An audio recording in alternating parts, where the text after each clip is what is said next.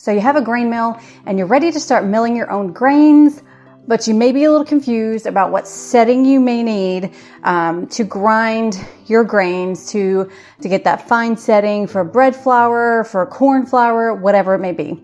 In this video, I'm going to give you some tips and tricks to help you get the correct setting. Hey everyone, welcome back to Grains and Grit. My name is Felicia, and on this channel we talk about all things real whole grains from a biblical perspective. You know why you're here. Okay, so this video I think is timely, especially because of Black Friday sales. Many of y'all might have finally gotten your hands on a mill, and now you might be kind of questioning how to use it exactly. So this video, we're going to be going through some tips that I have. Now, as you can see, I have the nutrimill Harvest, Miss Nancy, and I also have the wondermill Impact Mill. Now, if you have if you've recently purchased a wondermill, you're probably looking at mine and thinking, that's not what mine looks like. And you would be correct, because I bought Miss Wondermill 12 years ago when I first started off of eBay, and she's actually refurbished. So that's why she looks different than the actual new wondermills that you can get today. So the setting that you're going to need to mill your grains fine enough, it's really going to depend on the mill that you have.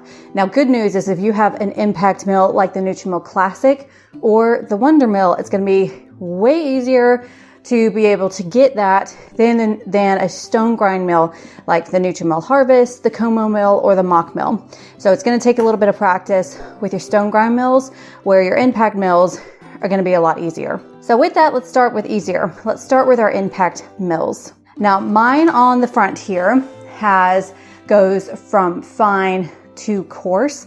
And on this mill, I have found that no matter where I put it at, it's going to spit out fine flour that is perfect for my bread flours, any baked goods that I'm using. So I've always just left it on the fine setting, just because of this one, it kind of doesn't matter. I do know with the newer wonder mills, it has a pastry setting, and then like I think a fine setting, a coarse setting, and really just going to have to ultimately experiment with that. But I would say that for bread flour, the fine setting should be just fine. The pastry is probably going to get you, if it does, a little bit finer, like a pastry flour. Either one of those will be perfectly fine for breads, although the pastry flour, if you are able to get it finer, it's just going to help your baked goods, like your cookies and cakes, just be a little bit lighter. So again, with the impact mills, I would just try each setting, grind you some grains, and then see which one you actually like. The biggest thing is, no matter what mill you have, just remember, what does flour actually look like? Now, flour from the store-bought, all-purpose flour is going to be quite fine, and it's going to be a little bit finer than whenever you mill your own grains.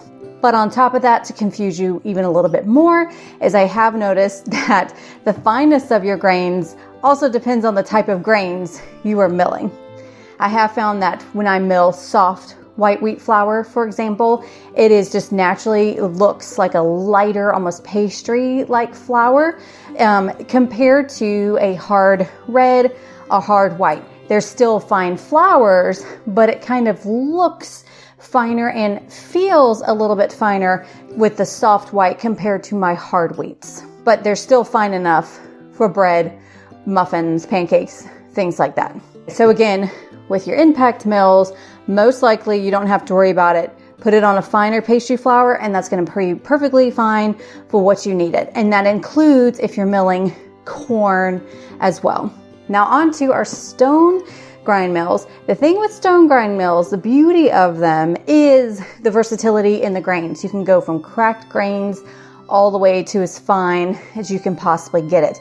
But with that, there are settings on here that say fine flour, pastry flour, coarse flour. You are going to have to figure it out. Now, I do not know where it's at for the mock mill or the Como mill, but I can tell you what I'm looking for on my nutrimill Harvest. And these may also apply to those other stone mills as well. If you have a mock mill or a Como mill and you want to list the settings that you like, be sure to put them in the comments below so you can help other people out. So on our nutrimill Harvest, The biggest thing is I treat it like a clock. You may not be able to see this, but there's a red dash here that marks where it's at with your stones. And basically how I like it is, and I'll turn it on for you in a minute, whenever I'm grinding grains for bread, I need fine flour, and this goes for wheat berries or even corn, is I generally like it around the 7 or 8 o'clock position. I basically turn it on and I turn the wheel until I start hearing it squeak. And again, I'll have you listen to that in a minute. That's for my breads, you know, regular flour that I need for whatever I'm making.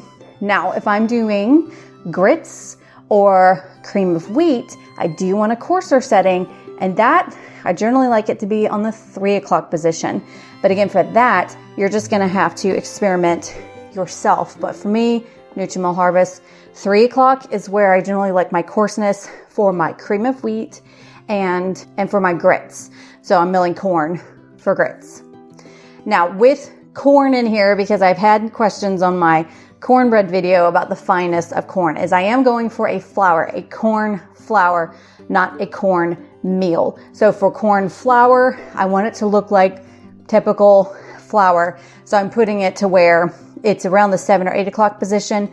However, I find that with corn, since they are much bigger of grains, I may need to adjust it a bit coarser, like around more of the 7 o'clock position, in order for the grains to fit and to go through, but it still creates fine enough flour for me. Okay, now I'm going to turn this on so you hear what I mean by the squeakiness of the wheels. We're going to put a bowl here, and I wanted to tell you about these grains that I'll be milling. I'll be milling some spelt from Guardian Grains. It's a new company that I've discovered. They did send me these grains, not sponsored or anything, but I love them. Absolutely love them. I love everything they stand for. Their grains have worked really well, and they even sell pasta from freshly milled wheat, which I'm so excited about. But I actually have a coupon code for you guys below 15% off your order. They ship straight to your door, and they even have a subscription service as well to kind of even take more brain power out of it. So be sure to, I'll probably put the link here, but check the description box below for the link and coupon code so you can save your order. But they're organic grains, and I love the name Guardian Grains and everything they stand for. So let's mill some wheat. We're going to turn this on, and I'm going to have it where it's not on the finest setting, and then we're going to be adjusting the stones while it's on so you can hear what I mean. All right, so that's where it's open, and then now I'm turning it. That's about the 7 o'clock position, and whenever I start hearing that squeaky sound, that's what I'm looking for.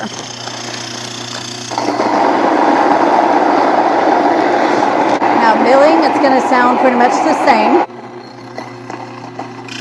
And when it ends, it still has that bit of a squeaky sound. It may have adjusted a little bit while milling, but there you have it. And here I have fine flour, perfectly fine for bread milling. But again, this may look a bit coarser, may even feel a bit coarser than, say, soft white wheat, but it's still fine for bread baking. So again, to just recap, no matter what mill you have, you're just going to have to experiment to learn the settings that you like. But just remember, don't overthink it. You're just going for typical fine flour, like how you see normal flour is. But just remember that with the bran in our whole grain flour, it is going to look a little bit coarser than all-purpose flour from the store. So it's going to not look as smooth as all-purpose flour, but this is good flour for making some bread.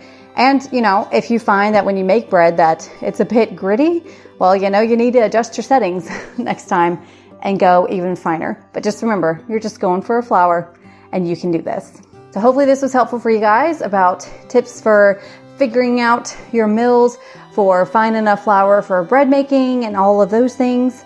And as always, I hope y'all have a wonderful day. Be sure to check out Guardian Grains if you're looking for another source of grains. You can never have too many sources for grains. I'll see y'all next week. Bye.